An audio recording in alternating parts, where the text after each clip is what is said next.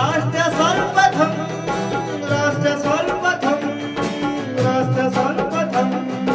राष्ट्र सर्वप्रथम। केंद्रीय मंत्री गजेंद्र सिंह शेखावत ने नई दिल्ली में एक संवाददाता सम्मेलन को संबोधित किया। इस दौरान उन्होंने कहा कि प्रधानमंत्री का पद संभालते समय पीएम मोदी ने संकल्प व्यक्त किया था कि देश की जनता ने हमें देश चलाने के लिए नहीं अपितु देश बनाने और देश बदलने के लिए ये सौभाग्यपूर्ण अवसर दिया है। उन्होंने आगे कहा कि पीएम मोदी ने स्पष्ट कहा था कि देश को बदलने का मार्ग एक तरफ तो गांव, गरीब, शोषित, वंचित, दलित के जीवन में परिवर्तन लाने से होकर गुजरता है, वहीं दूसरी तरफ देश की आधारभूत संरचनाओं को बढ़ाकर भविष्य के भारत का निर्माण किया जा सकता है। इसके साथ ही उन्होंने कहा कि आज 10 वर्ष के बाद अगर देखें तो गरीब के जीवन में परिवर्तन लाने में केंद्र सरकार कामयाब हुई है। मित्रों, हम सब जानते हैं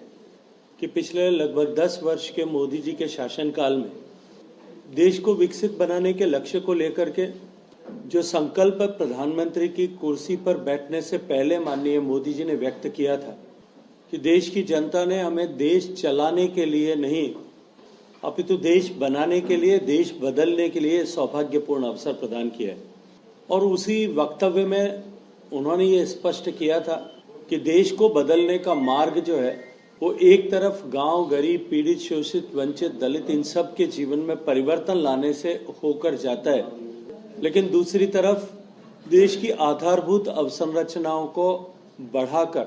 भविष्य के भारत का निर्माण किया जा सकता है। आज 10 बरस बीत जाने के बाद में यदि पीछे घूम करके देखें तो जहां एक तरफ गरीब के जीवन में परिवर्तन लाने में मोदी जी की सरकार कामयाब हुई है और पिछले एक दशक में सरकार द्वारा किए गए प्रयासों के चलते हुए संयुक्त राष्ट्र संघ की समिति, ऑक्सफोर्ड विश्वविद्यालय और नीति आयोग तीनों की साझा रिपोर्ट ये कहती है कि 25 करोड़ लोग गरीबी की रेखा से निकलकर निम्न मध्यम वर्ग या मध्यम वर्ग का जीवन, सौभाग्यपूर्ण जीवन जीने का सौभाग्य प्राप्त कर चुके हैं। वहीं दूसरी तरफ भारत ने आधारभूत अवसंरचनाओं, इंफ्रास्ट्रक्चर के निर्माण में एक नई क्रांति के युग का दर्शन किया है। माननीय प्रधानमंत्री जी का ये स्पष्ट सोच कि किसी भी देश के विकास में, विकास की यात्रा में इंफ्रास्ट्रक्चर का निर्माण मात्र परिचालन का साधन,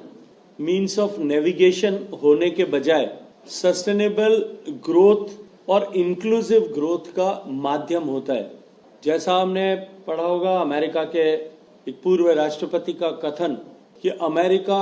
आर्थिक दृष्टि से संपन्न है इसलिए अमेरिका की सड़कें बेहतर हैं, ये कहना उचित नहीं होगा। हकीकत यह है कि अमेरिका की सड़कें बेहतर थी इसलिए अमेरिका आर्थिक दृष्टि से संपन्न हो सका। माननीय प्रधानमंत्री नरेंद्र मोदी जी ने भी देश को विकसित बनाने का जो लक्ष्य 2047 तक का लिया है, बेशक उसका उद्घोष 2023 में किया होगा जब भारत अमृत काल में प्रवेश कर रहा था, आजादी के 75 वर्ष पूरे हुए थे, लेकिन ये सत्य सभी को स्वीकार करना पड़ेगा कि उसकी तैयारी 2014 में सरकार संभालने के साथ ही उन्होंने प्रारंभ कर दी थी। इंफ्रास्ट्रक्चर के निर्माण की इस श्रृंखला में जहां इस इंफ्रास्ट्रक्चर के विभिन्न घटक road, railways, waterways, airways, dataways, energy और सैटेलाइट, इन सारे फ्रंट्स पर सरकार ने माननीय प्रधानमंत्री जी के नेतृत्व में जिस तरह से काम किया है, मैं ये कह सकता हूं कि मोदी जी के नेतृत्व में इंफ्रास्ट्रक्चर के नवनिर्माण की एक क्रांति इस देश में चल रही है। बीते 9 वर्षों में इंफ्रास्ट्रक्चर के निर्माण पर 34 लाख करोड़ रुपया भारत की सरकार ने खर्च किया है। पिछले एक साल में 10 लाख करोड़ रुपए का निवेश भारत सरकार ने